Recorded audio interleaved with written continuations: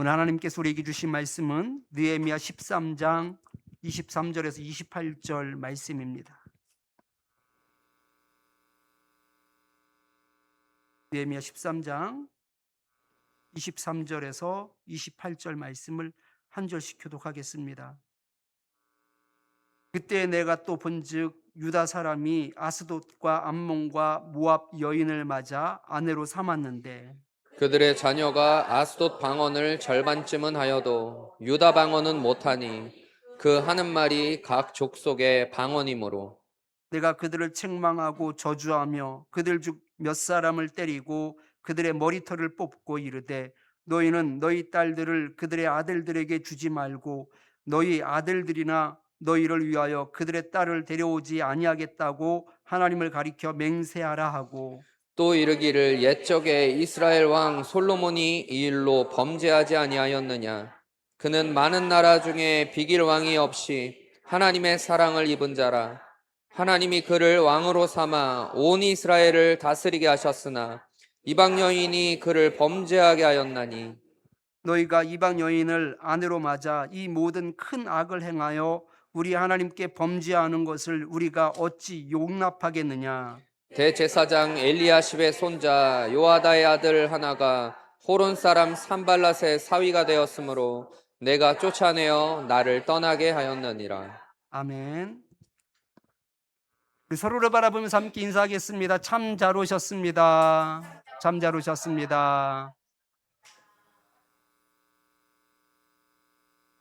죄의 회개 본능을 끊으라 라는 말씀의 제목을 가지고 함께 은혜를 나누겠습니다. 자연에는 정확하게 고향으로 돌아오는 회개 본능을 가진 동물들이 있습니다. 그 대표적인 동물이 바로 철새입니다. 여름 철새인 두견이는 5월경 우리나라를 찾아와 번식을 합니다. 그리고 가을이 되면 남쪽으로 밤낮을 쉬지 않고 날아갑니다. 중국 남부를 거치고 인도를 지나고 스리랑카를 거쳐서 저 멀리 아프리카 모잠비크까지 날아가 겨울을 보냅니다. 그리고 이듬해 4월 초순 다시 아프리카를 떠나 북상을 시작하여서 6월 초순이면 어김없이 우리나라에 도착합니다. 수만 킬로미터를 날아갔다가 자신이 태어난 곳으로 정확하게 되돌아오는 이 모습은 언제 보아도 경이로운 자연의 신비입니다. 내비게이션도 없는 이 작은 새들이 어떻게 그 먼 길을 정확하게 찾아오는 걸까요? 지구 자기장을 감지하기도 하고 밤하늘의 별자리를 보며 방향을 잡기도 한다고 합니다. 그런데 더욱 놀라운 사실이 있습니다. 태어나서 단 한 번도 우리나라를 떠나본 적 없는 어린 새조차도 가을이 되면 어느 방향으로 며칠을 날아가야 아프리카가 나오는지 이미 유전자에 프로그래밍이 되어 있다는 것입니다. 누가 가르쳐 주지 않아도 그래서 본능적으로 찾아가는 것이죠. 그리고 본능적으로 다시금 우리나라로 돌아오는 것입니다. 연어 역시 대표적인 회귀 본능의 그 동물입니다. 우리나라 연어는요, 추운 겨울날 양양 남대천이나 그 삼척에 있는 개천에서 태어나서 봄이 되면 넓은 동해바다로 나아갑니다. 그리고 차가운 물을 찾아서 북쪽으로 이동하면서 일본을 거쳐 알래스카만까지 도달하게 돼요. 그 수만 킬로를 가서 거기에서 2년에서 4년 동안 성체가 되기까지 자란다고 합니다. 그렇게 자란 영혼은 번식할 때가 되면 다시 옆 방향으로 수말리 물길을 헤엄쳐 다시금 양양 남대천까지 찾아오게 되는 것이죠. 그런데 정말로 신기한 것은 이 대한민국의 작은 하천으로 어떻게 이렇게 정확하게 돌아오냐는 것이죠. 여기에는 놀라운 비밀이 숨겨져 있습니다. 새끼 연어는 강에서 바다로 나갈 때 자신이 살던 하천 특유의 그 아미노산 냄새를 기억한다고 합니다. 그리고 토양의 냄새를 기억한다고 합니다. 고향 물줄기의 독특한 그 향기와 그 뇌에 완전히 각인을 시킨다고 합니다. 몇 년의 세월이 흘러서 다시 동해안에 도착한 연어는 그 물줄기마다 코를 킁킁거리며 냄새를 맡습니다. 그리고 자신이 기억하는 그 고향의 냄새가 흘러나오는 바로 그 강 어귀를 찾아서 거센 상류로 거슬러 올라가 알을 낳는 것이다라는 것이죠. 그런데 여러분, 인간의 죄성도 이토록 무서운 회귀 본능을 가지고 있습니다. 한번 죄의 맛을 본 인간은 가르쳐주지 않아도 본능적으로 죄의 자리로 되돌아간다는 것이죠. 본문 23절 말씀을 같이 한번 읽어보겠습니다. 유대 사람이 아스돗과 암몬과 모압 여인을 맞아 아내로 맞았는데 이때는 느헤미야 총독이 12년간의 임기를 마치고 페르시아에 복귀했다가 다시금 고국 땅을 다시 방문했을 때의 일입니다. 그때 느헤미야는 충격적인 상황을 목격하게 된 겁니다. 도저히 납득할 수 없는 일이 벌어지고 있었습니다. 느헤미야가 총독으로 있을 때만 해도 온 백성이 통곡하며 회개하는 강력한 영적 각성 운동이 있었기 때문입니다. 느헤미야 8장 9절 말씀을 같이 한번 읽겠습니다. 백성이 율법의 말씀을 듣고 다 우는지라 총독 느헤미야와 제사장 겸 학사 에스라와 백성을 가르치는 레위 사람들이 모든 백성에게 이르기를 오늘은 너희 하나님 여호와의 성일이니 슬퍼하지 말며 울지 말라 하고. 아멘. 말씀을 듣고 깨달은 백성들은 자신들의 잘못들을 확인하게 됩니다. 그리고 자복하며 가슴을 치며 울기 시작했습니다. 그런데 단순히 눈물의 회개로만 그친 것이 아니었습니다. 그 회개는 삶을 바꾸는 위대한 결단으로까지 이어졌습니다. 에스라 10장 11절 12절 말씀을 같이 한번 읽어보겠습니다. 이제 너희 조상들의 하나님 앞에서 죄를 자복하고 그의 뜻대로 행하여 그 지방 사람들과 이방 여인을 끊어버리라 하니 모든 회중이 큰 소리로 대답하여 이르되 당신의 말씀대로 우리가 마땅히 행할 것이니이다. 지금이라도 늦지 않았다며 이미 아내로 맞아들였던 그 이방 여자들을 집에서 내보내기로 결단을 한 겁니다. 모든 영적 질서가 비로소 바로잡히기 시작했습니다. 아마도 느헤미야는 12년의 직임을 다 완수하고 페르시아로 복귀할 때 한결 가벼운 마음으로 돌아갔을 겁니다. 그런데 유대 땅에 재방문하였더니 이게 웬일입니까?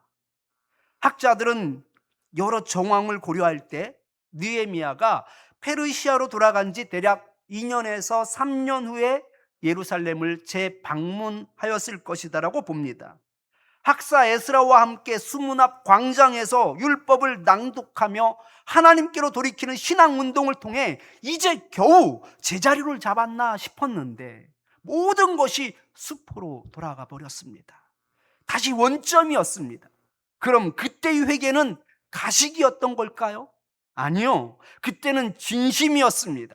말씀을 통해 깨닫고 가슴을 치고 통곡하였습니다. 이방 여자들을 돌려보내는 결단까지 하였습니다. 그런데 몇 년이 채 지나지 않아서 백성들은 너무나 자연스럽게 이방 여자들을 다시금 아내로 삼아 살기 시작했던 것입니다. 죄의 회귀 본능이 이렇게나 무섭습니다. 어떻게 이토록 쉽게 원래의 모습으로 돌아갈 수 있는 걸까요? 결혼을 한 사람들도 아무 생각 없이 결혼을 하지는 않았을 겁니다. 이방 사람들과 결혼해도 괜찮다는 판단이 섰기 때문에 결혼을 한 것이지요. 결혼을 해도 나만 신앙생활 잘하면 되지, 이게 무슨 큰 죄가 되겠어 라며 자기 자신을 아마도 믿었을 겁니다. 결혼을 해도 되는 여러 이유를 대며 자신의 행동에 대해 합리화를 했을 겁니다. 이 모든 것이 죄의 회귀 본능을 심각하게 여기지 않았기 때문에 발생한 일입니다. 죄의 회귀 본능은 결국 그들을 다시 옛 습관으로 되돌려 놓았습니다. 그 결과 공동체에 무시할 수 없는 대위기가 찾아오게 됩니다. 본문 24절 말씀을 같이 한번 읽어보겠습니다. 그들의 자녀가 아스돗 방언을 절반쯤은 하여도 유다 방언은 못하니 그 하는 말이 각 족속의 방언이므로. 자녀들이 유다 방언을 하지 못하는 것입니다. 이것은 단순히 모국어로 말을 하느냐 못하느냐의 문제가 아닙니다. 유다 방언을 못한다라는 것은 그들의 영적 생명이 걸린 아주 치명적인 결과를 초래합니다. 바로 하나님의 백성이라는 그 정체성을 잃어버릴 수밖에 없다라는 것이죠. 더 구체적으로는 하나님의 말씀이 선포되어도 그 말을 알아듣지도 이해하지도 못하게 된다는 것입니다. 영적인 맹인이 되는 것이죠. 다음 세대의 영적 맥이 끊어져 버리는 비극이 일어나게 된 겁니다. 이에 느헤미야는 대노하며 그들을 책망하고 저주했습니다. 그들 중 몇 사람을 때리기도 하고 머리털을 뽑기도 하였습니다. 더 나아가 그들의 딸을 데려오지 않겠다고 하나님을 가리켜 맹세하도록 시켰습니다. 이어서 느헤미야는 자신이 왜 이토록 격분하였는지에 대해서 그 이유를 설명합니다. 그것이 본문 26절 말씀입니다. 같이 한번 읽어보겠습니다. 또 이르기를 옛적에 이스라엘 왕 솔로몬이 이 일로 범죄하지 아니하였느냐. 그는 많은 나라 중에 비길 왕이 없이 하나님의 사랑을 입은 자라. 하나님이 그를 왕으로 삼아 온 이스라엘을 다스리게 하셨으나 이방 여인이 그를 범죄하게 하였나니. 아멘. 조상 솔로몬을 통해 교훈을 얻을 것을 말씀합니다. 솔로몬은 부족함이 없는 왕이었다라는 겁니다. 하나님의 크신 사랑을 입은 자였습니다. 그런데 정략 결혼을 통해서 이방 여자들을 아내로 삼았던 것이 그에게 올무가 되어 범죄하고 말았습니다. 그 결과 12지파가 쪼개져 분당 국가가 되고 말았던 것이죠. 가장 지혜로웠던 그 왕조차 이방 여인의 유혹 앞에서 죄의 본능으로 미끄러져 버린 겁니다. 내가 어찌 이것을 보고 가만히 있을 수 있겠느냐며 지금 느헤미야가 탄식하고 있습니다. 그런데 유다 백성들의 타락은 여기서 그치지 않습니다. 종교 지도자들까지 죄 가운데 빠져 있었던 것이지요. 본문 28절 말씀 같이 한번 읽어보겠습니다. 대제사장 엘리야십의 손자 요아들의 아들 하나가 호론 사람 산발랏의 사위가 되었으므로 내가 쫓아내어 나를 떠나게 하였느니라. 아멘. 백성들의 영적 중심이 되어야 할 대제사장의 손자가 결혼을 했는데 그의 장인이 바로 호론 사람 산발랏이었다고 말합니다. 이 산발랏에 대해서는 성경이 구체적으로 누군지에 대해서 설명하고 있지 않지만 고고학적 그 유물들을 통해서 그 실체가 증명되었습니다. 바로 사마리아 총독 산발랏의 아들에게 도움을 청하는 편지가 발견되었습니다. 그리고 예루살렘 근처의 한 동굴에서는 사마리아 총독들의 인장과 문서들이 추가로 출토되었습니다. 다시 말해서 대제사장의 손자가 바로 이방 여자를 아내로 삼았는데 그 여인이 바로 사마리아 총독의 딸이었던 것입니다. 대제사장 가문과 사마리아 총독 가문이 사돈 관계가 된 것이지요.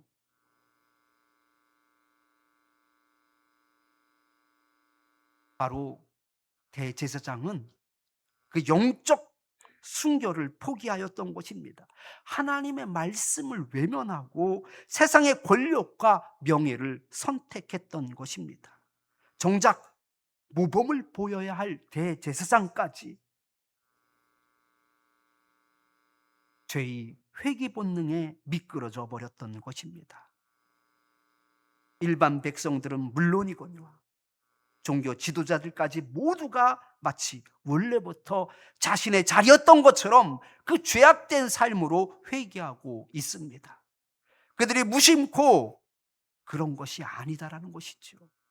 당시 아스돗을 비롯한 주변 나라들은 해상 및 대륙 무역으로 막대한 부를 축적한 상태였습니다. 이방 가문과의 결혼은 유다 백성들이 주변 지역의 상권과 경제적 이권에 참여할 수 있는 가장 빠른 지름길이었습니다. 또한 이방의 유력한 인사들과 사돈을 맺어 정치적 보호막을 얻고자 했던 것입니다. 이처럼 하나님이 아닌 세상의 풍요와 권력의 마음을 빼앗기면 우리의 의지와 상관없이 저절로 죄의 회귀 본능이 작동하게 되어 있습니다. 눈앞의 이익과 안정을 쫓아서 죄의 자리로 돌아가는 이 현상은 오늘날 우리의 삶을 망가뜨리는 그 치명적인 중독의 모습과도 너무나 닮아 있습니다. 그렇다면 왜 우리는 이토록 쉽게 과거의 잘못과 죄악된 자리로 돌아가는 걸까요? 인간의 힘으로는 결코 제어할 수 없는 무서운 중독성과 타락한 본성이 우리 안에 자리 잡고 있기 때문입니다. 실제로 우리 주변을 보십시오. 마약에 손을 댔다가 거기서 빠져나오지 못하여서 스스로 끊어보려고 자수까지 하며 제 발로 감옥에 들어간 사람들도 있습니다. 이제는 정말 새 사람이 되어야지 결단합니다. 그런데 수감 생활을 마치고 사회로 돌아오자마자 그들은 다시금 그 마약의 유혹에 넘어가고 말지요. 그리고 결국 마약에 다시금 손을 대는 경우가 얼마나 많은지 모릅니다. 일부러 감옥까지 갔는데도 말이지요. 문제는 마약뿐만이 아닙니다. 물질주의와 돈에 대한 집착은 또 어떻습니까? 주님, 한 번만 이 위기를 넘기게 해주신다면 오직 주님만을 위해서 살겠습니다라며 눈물로 서원합니다. 그러나 숨통이 트이고 물질의 여유가 생기게 되면 하나님과의 약속은 까맣게 잊어버립니다. 더 많은 부를 주기 위해, 더 높은 자리에 오르기 위해 또다시 세상의 탐욕을 향해 달려갑니다. 돈의 노예가 되었던 그 비참한 과거의 자리로 정확하게 되돌아가는 것이지요. 오늘을 살아가는 우리의 모습을 보면 마치 낚싯바늘에 걸려있는 지렁이를 먹으려고 간신히 먹으려다가 간신히 살아 돌아온 그 물고기와 같다라는 생각을 해보았습니다. 간신히 살았음에도 불구하고 그 지렁이를 다시 먹겠다고 그 미끼를 향해 다시금 입질을 합니다. 하나님의 뜻을 거스르면서까지도 죄의 자리로 돌아가 세상의 쾌락을 입질하고 세상의 성공을 입질하는 그 삶을 우리가 살고 있지는 않는지 돌아봐야 합니다. 머리로는 알고 있습니다. 이건 하나님의 뜻이 아니야. 이러면 안 돼. 멈춰야지 돼. 모든 것을 우리는 뻔히 알고 있으면서도 이미 우리의 마음은 저만치 세상 유혹을 향해 달려가고 있습니다. 미련을 버리지 못하고 계속해서 세상 주변을 서성거리며 입질을 반복합니다. 이것이 바로 인간의 뿌리 깊은 죄의 본성입니다. 구약의 사사시대를 한번 보십시오. 이스라엘 백성들은 하나님의 뜻을 외면하고 자기 소견에 오른 대로 본능대로 살다가 결국 비참한 고난을 당합니다. 괴롭고 힘들어지면 그제서야 하나님 앞에 무릎을 꿇고 통곡하며 용서를 구합니다. 자비로우신 하나님께서 그 부르짖음을 들으시고 문제를 해결해 주시면 그 기쁨도 잠시뿐입니다. 살만해지면 또다시 하나님의 뜻을 외면하고 세상으로 돌아가 즐깁니다. 또다시 무서운 징계를 당하는 악순환이 끝없이 반복됩니다. 죄의 회귀 본능은 사사시대만 문제가 된 것이 아닙니다. 그 뒤를 이은 왕조시대를 보십시오. 하나님을 배반할 때마다 징계를 당했음에도 불구하고 언제 고통을 당했냐는 듯이 그 다음 왕은 또다시 율법을 가볍게 여깁니다. 이방 우상을 섬기는 죄악이 대를 이어 무한 반복되는 것을 볼 수 있습니다. 하나님의 매서운 징계가 내려져도 그때뿐입니다. 돌아서면 또다시 죄의 고향으로, 죄의 본능으로 정확하게 되돌아가는 것, 이것이 바로 오늘 성경이 고발하는 인간의 적나라한 모습입니다. 우리의 연약한 의지로는 이 죄의 회귀 본능을 결코 끊어낼 수 없습니다. 그렇다면 어떻게 해야 이 죄의 회귀 본능을 끊어낼 수 있을까요? 베드로후서를 보면 개와 돼지의 비유를 들어 죄의 회귀 본능을 설명하고 있습니다. 베드로후서 2장 22절 말씀을 같이 한번 읽어보겠습니다. 참된 속담에 이르기를 개가 토하였던 것에 돌아가고 돼지가 씻었다가 더러운 구덩이에 도로 누웠다 하는 말이 그들에게 응하였도다. 아멘. 개와 돼지는 온전히 변화되지 않은 사람들을 가리킵니다. 개가 토사물을 다시 먹는다라는 것은 가슴을 치고 회개했던 그 혐오스러운 죄의 자리로 다시금 돌아간다라는 것이죠.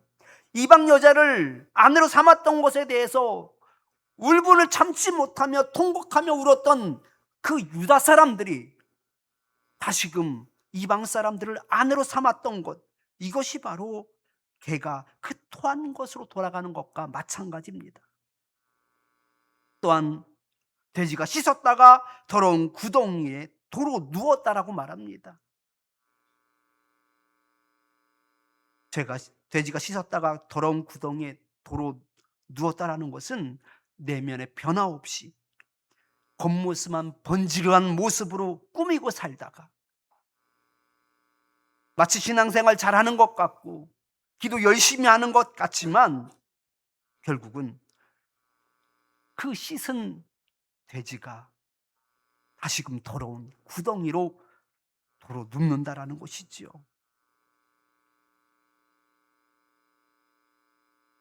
씻어 놓아도 더러운 구덩이로 다시 누울 것이 뻔한 돼지처럼 우리의 의지만으로는 실패할 수밖에 없습니다.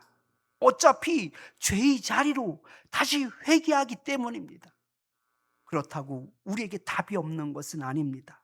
내 힘과 내 결단으로는 안 되지만 오직 주님의 십자가 보혈과 성령의 능력으로 우리의 본질이 완전히 바뀌어야 합니다. 본질이 바뀌어야 죄의 회개 본능을 완전히 끊어내고 하나님 나라의 거룩한 백성으로 살아갈 수 있습니다. 오늘 예배를 드리면서 찬양을 하는데 서로 말씀을 나누고 묵상해서 찬양 콘티를 준비한 것처럼 가사가 이렇게 흘러나오더라고요. 자격 없는 내 힘이 아닌 오직 예수님의 보혈로. 내가 깨달은 것 같고요. 그래서 내가 정말로 진심으로 울며 통곡하고 지금 아내로 삼고 있는 그 여자를 다시금 그 땅으로 돌려보내는 결단이 있다고 할지라도 수년이 되고 보니 다시 그 자리라는 것이죠. 우리 힘으로는 안 됩니다. 우리는 자격이 없습니다. 우리의 결단은 너무나 제한적입니다. 다시금 죄의 회귀 본능으로 돌아갈 수밖에 없다라는 것이죠. 성령을 의지해야지 됩니다. 성령이 강권적으로 우리 가운데 역사해야지 됩니다. 그럴 때 비로소 우리는 그 죄의 저주를 끊어버릴 수가 있습니다. 하나님의 나라의 거룩한 백성으로 살아갈 수가 있습니다. 그렇다면 오늘 우리는 그 삶의 현장에서 어떻게 이 죄의 회귀 본능을 끊어내며 살아가야 할까요?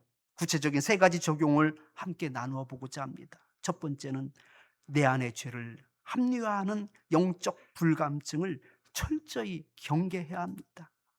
유다 백성들이 무너진 시작점은 대단한 음모가 아니었습니다. 나만 신앙생활 잘하면 되지라는 사소한 합리화였습니다. 내 삶의 영영에 슬그머니 들어오는 작은 타협, 이 정도는 남들도 다 하는데 라는 무뎌지는 영적 불감증을 즉시 끊어내야 합니다. 죄를 죄로 여기는 민감한 영적 청력과 파수꾼의 태도를 날마다 유지하십시오. 두 번째는 세상의 이권보다 하나님의 약속을 붙잡는 선택을 해야 합니다. 백성들과 대제사장 가문의 죄의 본능으로 달려가는 그 이유를 보면 바로 아스돗의 경제적 상권과 사마리아의 그 정치적 보호막 때문이었습니다. 눈앞의 이익과 안정이 하나님 말씀보다 앞설 때 바로 회귀 본능이 작동하게 됩니다. 오늘 하루의 삶 속에서 손해가 오고 불이익이 생길지라도 세상의 풍요가 아닌 하나님의 말씀을 선택하는 거룩한 결단력을 매일 훈련해 나가야 합니다. 마지막으로 내 힘을 내려놓고 날마다 성령의 강력한 통치 아래 나를 굴복시켜야 합니다. 손가락을 잘라도 발가락으로 노름을 하듯 인간의 결단은 죄의 본성을 이기지 못합니다. 씻겨 놓아도 진흙 구덩이로 돌아가는 돼지처럼 무력한 것이 바로 우리의 의지입니다. 그러므로 아침에 눈을 뜰 때마다 내 힘으로는 안 됩니다. 자격 없는 내 힘으로는 될 수가 없습니다라며 고백하며 오직 예수 그리스도의 보혈과 그 성령의 능력만이 나를 다스리도록 날마다 하나님의 그 은혜의 보좌 앞에 나아가야 합니다.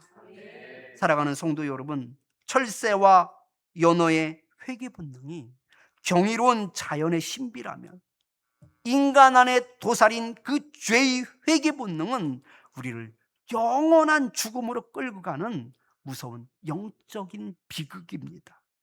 우리는 유다 백성들처럼 눈물의 회개를 해보기도 하고 대단한 결단을 외쳐보기도 했습니다. 그러나 내 의지와 결단이라는 그 모든 행위는 아무런 의미가 없다라는 것을 오늘 말씀을 통해서 철저히 깨닫게 됩니다.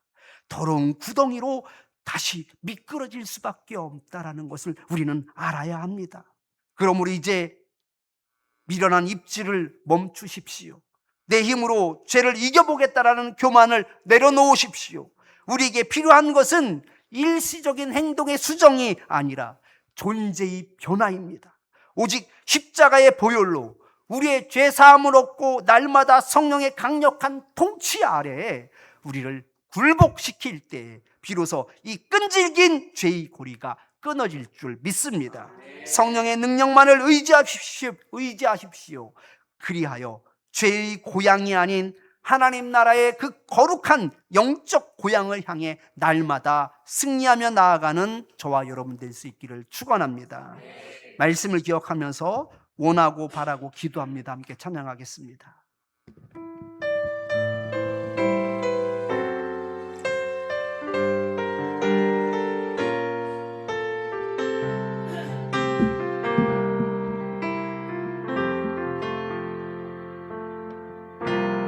이 세상을 살아가는 동안에 나의 힘을 의지할 수 없으니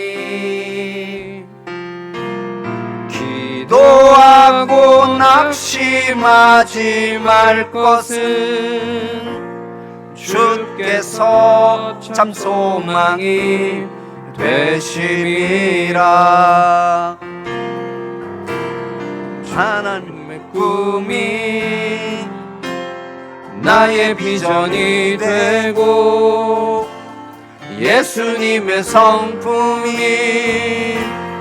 나의 인격이 되고 성령님의 권능이 나의 능력이 되길 원하고 바라고 기도함. 우리 1절 다시 한번 찬양하며 이 세상을 사랑하는 동안에 이 세상을 살아가는 동안에 나의 힘을 의지할 수 없으니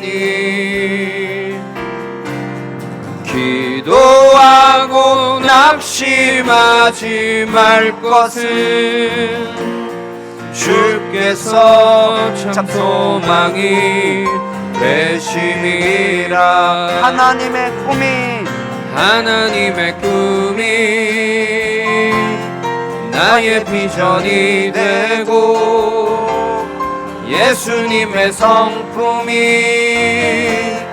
나의 인격이 되고 성령님의 권능이 나의 능력이 되기 원하고 바라고 기도합니다.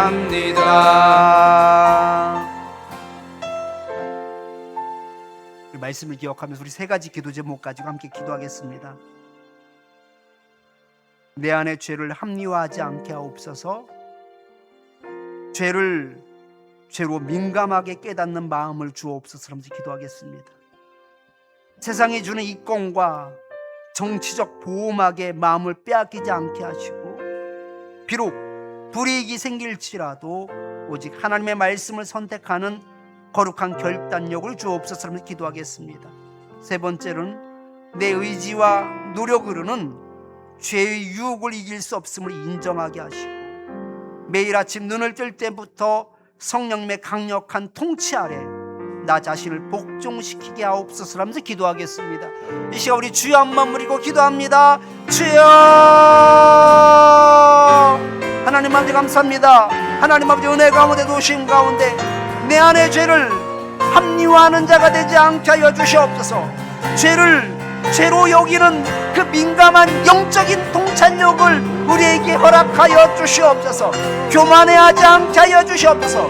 하나님 아버지, 그 죄를 무심히 넘기는 어리석은 자가 되지 않게 하여 주시옵소서. 교만한 자가 되지 않게 하여 주시옵소서. 하나님 아버지, 스스로 합리화시키는 어리석은 자가 되지 않게 하여 주시옵소서. 세상이 주는 이권과 그 정치적 보호막과 그 물질적인 이익 때문에 마음을 빼앗기는 자가 되지 않게 하여 주시고, 다시금 그 죄의 수렁에 빠져 입질하는 어리석은 자가 되지 않게 하여 주옵소서. 비록 불이익이 생길지라도 오직 하나님의 말씀을 선택하는 거룩한 결단력을 허락하여 주시옵소서. 하나님 아버지, 무엇보다도 하나님 아버지 모든 하나님 아버지의 결단과 모든 하나님 아버지의 의지의 기도가 하나님 아버지 우리가 이겨낼 수 없음을 너무나 잘 압니다.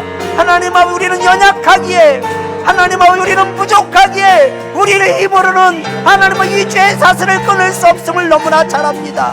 하나님 아버지, 죄의 회귀 본능을 따라 다시금 그 더러운 무더기에서 구르고 있는 우리의 모습을 다시 한번 확인하기도 합니다. 하나님 아버지, 우리는 그 죄의 유혹을 이길 수 없습니다. 하나님 아버지, 우리는 연약합니다. 우리는 날마다 넘어집니다. 주님, 우리에게 은혜를 베풀어 주시사 그 성령의 하나님 아버지 감동하심 가운데 그 은혜의 그 충만함 가운데 하나님 아버지 우리를 건져내어 주시고, 하나님의 그 통치 아래 우리가 굴복하는 인생을 살게 하여 주셔서 다시금 그 죄의 회귀 본능을 따라 미끄러지는 자가 되지 않게 하여 주시고, 우리의 하나님 아버지 정체가 우리의 본질의 온전히 바뀌어짐으로 말미암아 주의 백성으로서 자녀답게 살아가는 승리하는 인생들이 될 수 있도록 주님 역사하여 주시옵소서. 주님 도와 주시옵소서. 주님 도와 주시옵소서.